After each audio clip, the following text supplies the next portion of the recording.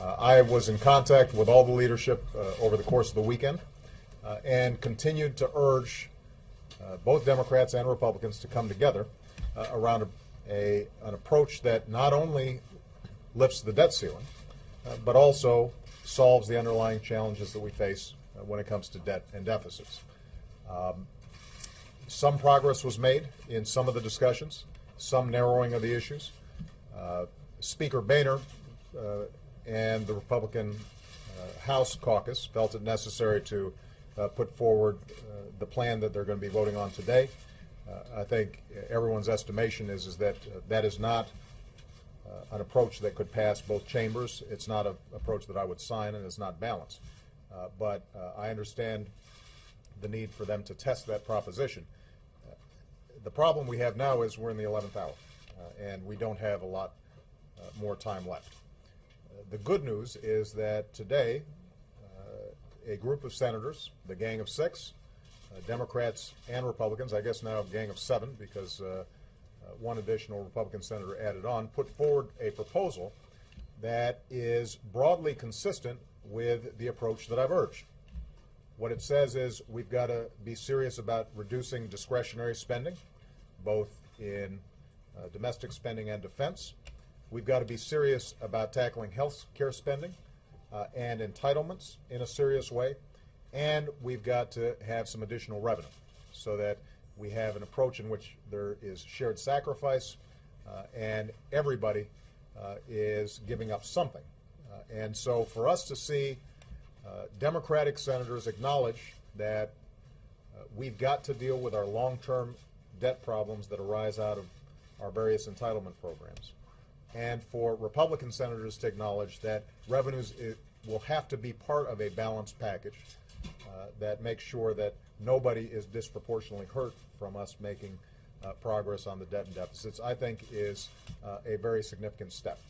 And as I said, the framework that they put forward is broadly consistent with what we've been working on here in the White House and with the presentations that I've made to the leadership when they've come over here. So here's where we stand. We have a Democratic president and administration that is prepared to sign a tough package that includes both spending cuts, modifications to Social Security, Medicaid, and Medicare that would strengthen those systems and allow them to move forward, and would include a revenue component. We now have a bipartisan group of senators who agree with that balanced approach. And we've got the American people who agree with that balanced approach.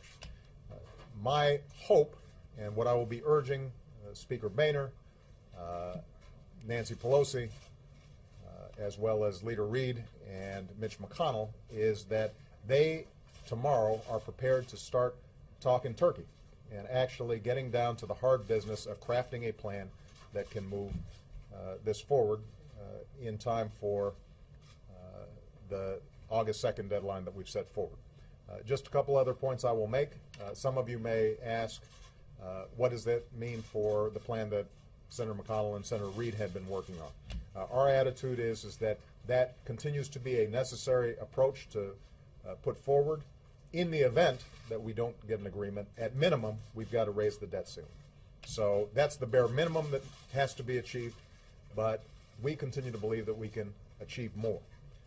And so I want to congratulate the Gang of Six for coming up with a plan that I think is balanced. We just received it, so we haven't reviewed all the details of it.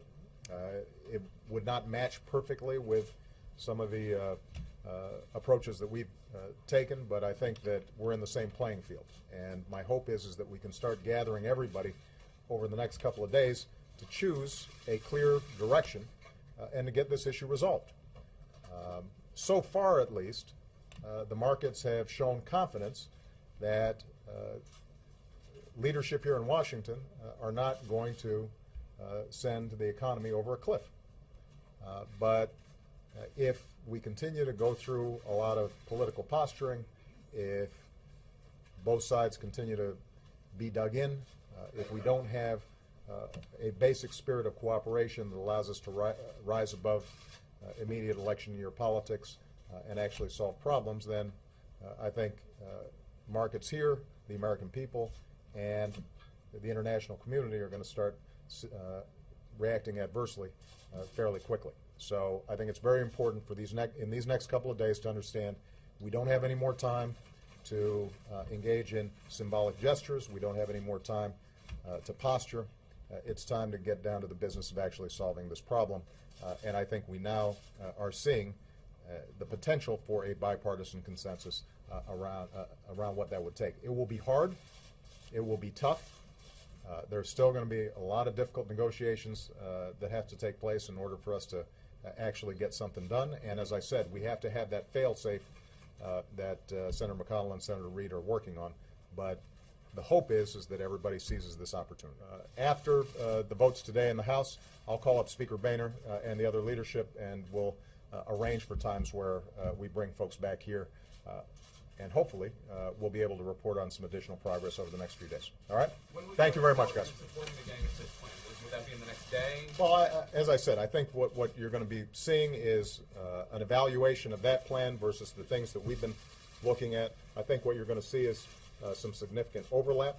But obviously, just because we might agree in principle with a range of issues with 6 senators or 7 senators, that doesn't get us out of the House of Representatives. That doesn't get us out of the Senate. There's going to have to be a broader agreement on the part of all the leadership that we're going to get this done in a serious way, and we've got a tight deadline to do it.